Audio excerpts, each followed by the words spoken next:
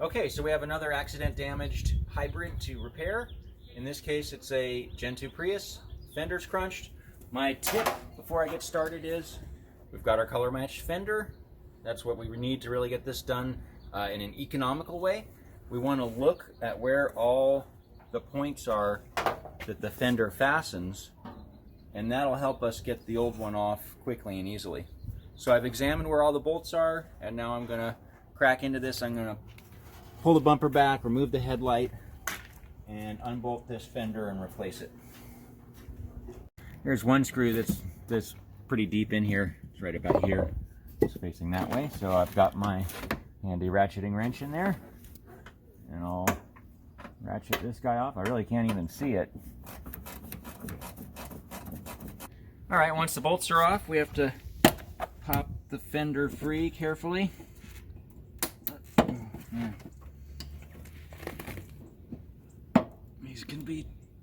These can be tough. Yeah, it's not. Doesn't want to let go. Let me try and. Normally these pop off at this point, but I'm kind of having trouble. So I'm going to use a flat blade screwdriver, and I'm going to kind of try and depress this finger that's holding this. Oh man, there, that got it a little bit.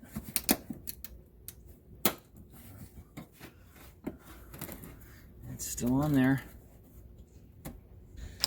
Okay, so I think part of the reason I'm having a challenge getting this apart is I see it's been painted before, and I peeked in there and I see a little bit of glue. So that's kind of a trick that might help hold it together, but now that we got to get it apart, it's not coming apart as easily as I would like. So I'm going to pull with some force. There. Oh, see? That's what I was fighting. That big glob of hot glue there. I'm pretty happy to see that we didn't tear these out. That's what I really didn't want to see happen. So these are still intact. That's good.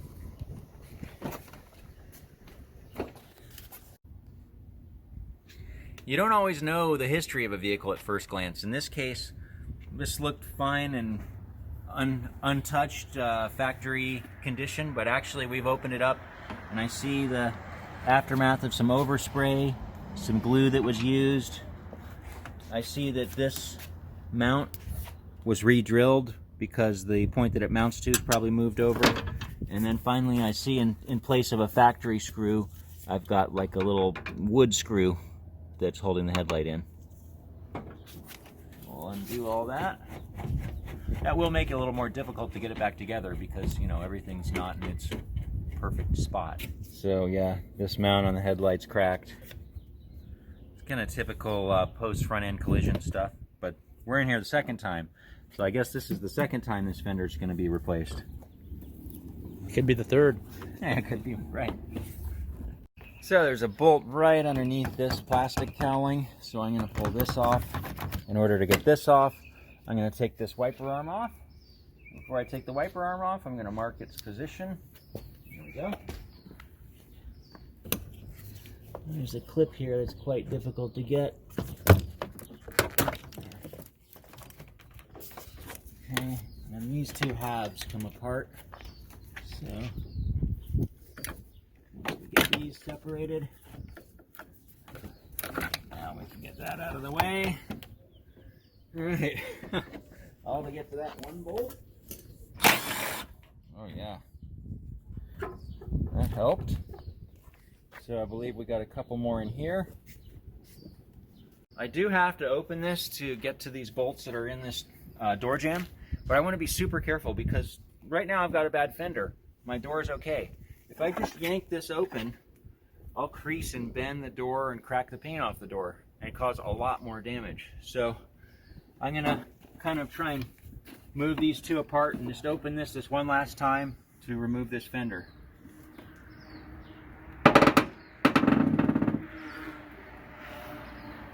Go. Oh yeah. All right, broke it free. Now I'll spin it off with my impact. All right. This kind of air dam thing blocks our last fastener. Get this guy moved out a little bit.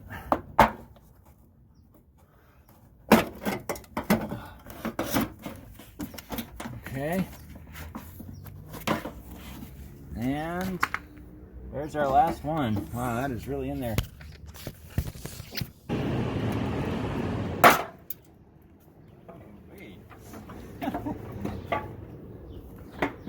was surprising.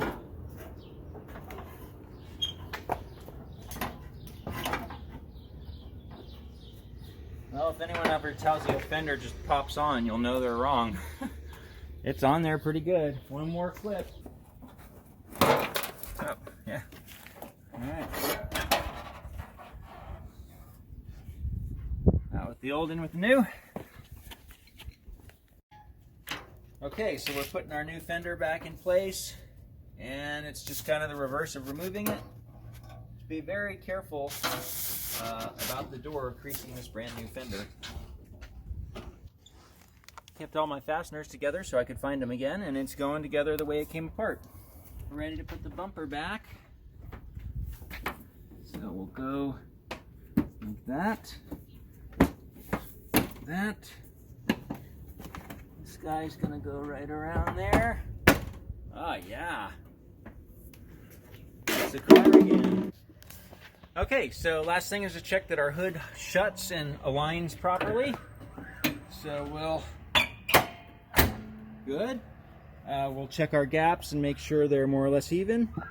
And our very last thing will be we'll take the buffer and we'll scrub off this paint pen that the junkyard put on there. So we used paint codes to identify exactly the color we needed, and we got a perfect match part. We probably spent about $100. If this had gone to a body shop and been repainted, it would have been $1,000. So we saved quite a bit by doing this way. So here we can find our color code, the C8M6, that's our color, and then the TR, which is LD11, that's our trim. Between those two, we can identify the color of both the interior and exterior of the car and buy any part we need with confidence that the color will match. These fenders aren't very strong. It really doesn't take much of a hit to crunch them. Like a tin can. That's why you got to watch out when you're parking these things.